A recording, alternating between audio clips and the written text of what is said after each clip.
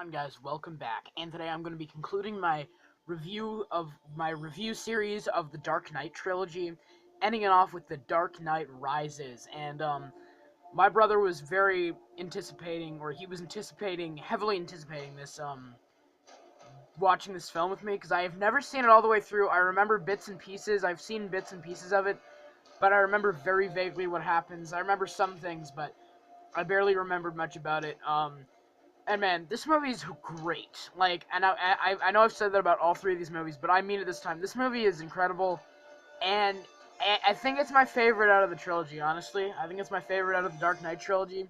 Um, it did exactly what I wanted. The first two Batman films, the Christopher Nolan films, I didn't really like the Christian Bale Bruce Wayne character. They didn't do much for me.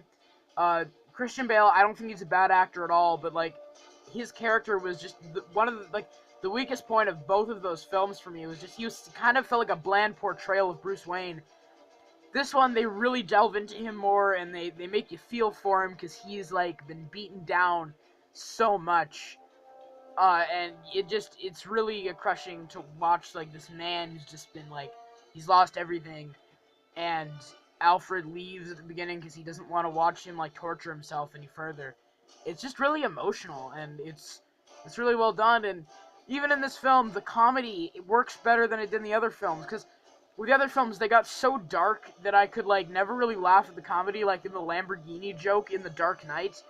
In this film it works, like the part when he goes to the party and then he steals his diamonds back from Catwoman, and then there's like the guy at the doors, and he's like, "Your wife said you were taking a bus." He's like, "My wife?" And Catwoman just steals the car. Like, like that's really funny. It works. Like that's the funniest part, in my opinion, of the movie. But yeah, a lot of the comedy actually works in this movie, which I'm really happy about. It actually made me laugh a few times. The villains, I don't have Bane. There was a Bane minifigure. If you didn't know, I did want to clarify this. I should have talked about the Lego sets, because that's what this channel's about. For the Lego sets, in 2012, or it might have been 2013, when The Dark Knight Rises came out, they made one set that had the Tumbler and the Bat. That's just the name of the Bat plane. It's just called the Bat. And it came with Batman, Bane, and Gordon.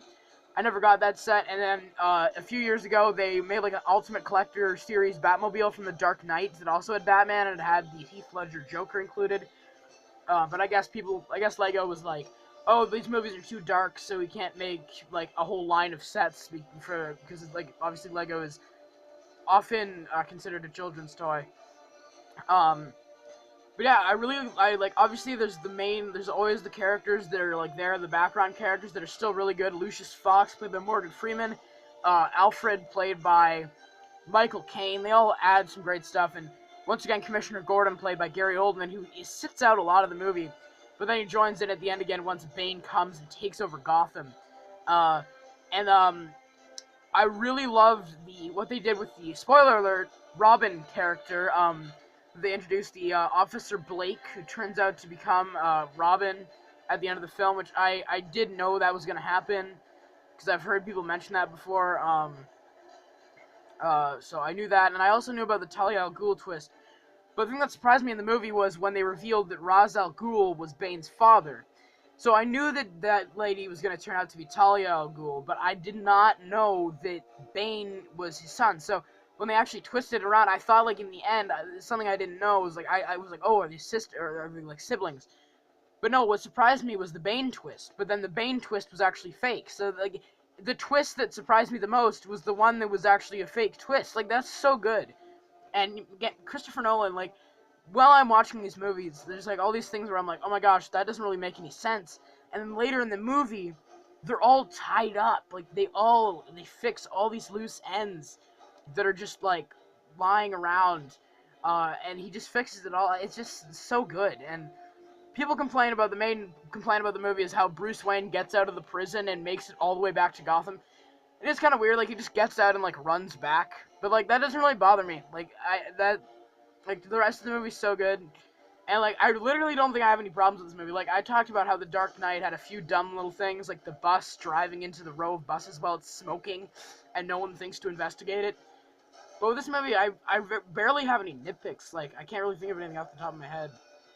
Let me know if you'd like to see some my custom minifigures. I've shown you them in all of my Dark Knight movie reviews, but let me know, would you like to see a showcase of my custom Dark Knight trilogy minifigures? Because I'd love to do that, um, and show you how I've designed them. But yeah, man, the movie's just so good, and Bane as well, played by Tom Hardy. People make fun of his voice. It is kind of funny, and it's fun to like make fun of it. But like, no, he does a great job. He's very menacing and very bulky, and like you feel that he is real, um, and that he's actually there, and he's a physical threat for Batman, which he hasn't really had before, which is really great. Even though he just kind of gets killed randomly at the end, like Catwoman drives in, shoots him with like the guns on the bat bike, and then she's just like, your whole gun rule, not a big fan or something like that. I'm like, really? Bane's just dead? Like, I actually asked my brother, I'm like, is Bane dead? He's like, yep, Bane's dead. That's it, Bane just died. But yeah, it is true. My brother brought up, it's a lot more tied into Batman Begins than it is to The Dark Knight, but the Harvey Dent ending to the Dark Knight plays a big part in this at the beginning and at the end, sort of.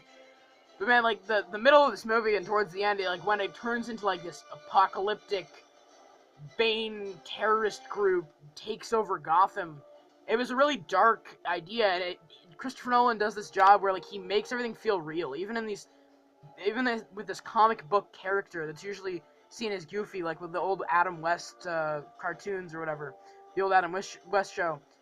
He makes everything feel real. Like, it's like, it's just like, I can feel that this is a real thing happening. This guy would come and take over the city, and he blocks all the bridges, destroys all the bridges. There's only one bridge, and they blow it up at the end, and it's just like, I cared about everybody. I really loved the Officer Blake character, and you really felt for Commissioner Gordon, and I forgot at the end that like, Gordon didn't know he was Bruce Wayne. Like, I actually forgot, like, at the end when he was like, wait, tell me who you are, and he's like, anyone can be a hero, even if you're putting a coat around a small boy's shoulders or something.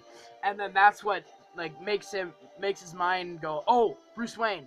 He's like, Bruce Wayne? Like, that was just so interesting. Like, honestly, that was, like, I honestly, like, at that moment, I was like, oh, he never knew he was Bruce Wayne. Like, that's how great it is. Like, you get so invested with this movie. Like, the last, like, 30 minutes, the big, like, showdown where it's like, we got the time limit going, we got the bomb, it's gonna go off, and everyone's just, like, doing what they can to save the day. It's so intense, and, like, I was literally shaking through the whole thing. Like, it's just so well done, and yeah, it's a great ending to the trilogy. And Robin, they set it up, but they're not going to do anything with Robin. And I appreciate that, because most filmmakers, like, who make the MCU movies and stuff, they're always like, okay, here's this little tease, and we're going to make like 50 more movies about Robin or whatever. But they didn't, and I really admire him for that. Like, he leaves it open to, like, it's like, I guess, like, perception. Like, it leaves it up to you. Like, you can imagine what happens next. Like, he's gonna take up the mantle of Batman. I love the ending where Alfred says, what I would have liked, though, is if they didn't say that the ship was on autopilot or something, because at the end they recover the ship, and they reveal that, oh, the last person who turned on the autopilot was Bruce Wayne, and that reveals to Lucius that he's still alive. I wish they would have left that out and just have Alfred go to, like, that restaurant or whatever that he goes to every year, and then that he told Bruce about earlier in the movie, and he sees him.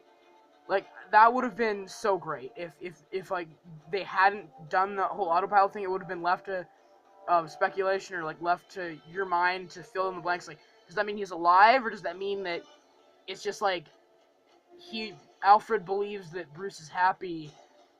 But was that Catwoman sitting with him at the table? I think it was. I don't know who else it would be, so I'm pretty sure it was Catwoman. But yeah, that was so great. And yeah, the movie is really good, and the beginning of it, and it's a really long movie. It's 2 hours and 45 minutes. It's longer than Avengers Infinity War, and, well, Avengers Endgame will be 3 hours, so, it's longer than that. But yeah, once again, I can't really judge this movie against the MCU, because the MCU takes, I guess, a more comedic approach, and they're more like big, dumb superhero action movies, where these are very grounded in reality, and they really gripped me from beginning to end, and I felt enthralled. And yeah, these movies are just great. I was really happy to talk about them with you guys. Once again, let me know your thoughts on the film in the comments. I think it's probably the best of the trilogy in my opinion. So I think I would rank them: The Dark Knight Rises, The Dark Knight, and then Batman Begins. But they're all great, in my opinion. Uh, love the way that it tied back into the original story, Batman Begins, and yeah, this movie is just awesome. It's really well told by Christopher Nolan, and once again the score brought back a lot of the original themes, and it's oh my gosh, I think I've just talked so much nice stuff about this movie, or talked about this movie in such a positive light. So, and I've said everything that I think I can say. So I give this movie like an A plus. Yeah, so now that Avengers Endgame is coming in like just over 2 weeks, I'm going to be rewatching some of the MCU movies, and I'm gonna re-review them. I'm planning on rewatching and re-reviewing the first 3 Iron Mans, or maybe just Iron Man 1 and 3, because I don't really want to rewatch Iron Man 2. Not that I don't like it, I do like it. And then I want to rewatch the Avengers movies, but that'll probably be it. I don't want to rewatch all of them. I just want to rewatch a certain few, and I want to give you my thoughts on them, my updated thoughts. So, yeah, you guys let me know what you think of the Dark Knight trilogy as a whole. How would you rank them, and how would you, what's your rating for all 3 movies? What do you think of the Dark Knight Rises, and how would you rank them? Let me know in the comments below, and I hope you guys have a great day. Take care.